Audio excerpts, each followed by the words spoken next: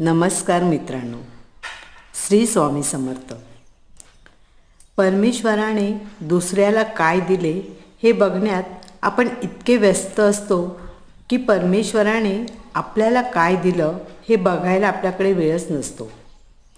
एकामेकांना धीर देणं हे सुद्धा अत्यावश्यक सेवेतच मोडतं.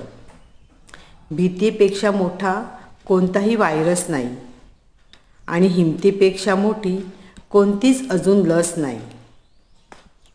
आनंदाने जगायचे असेल तर दोनच गोष्टी विसरा. तुम्ही इतरांसाठी जे चांगले केले ते आणि इतरांनी तुमच्याशी जे वाईट केले ते. बरोबर आहे ना?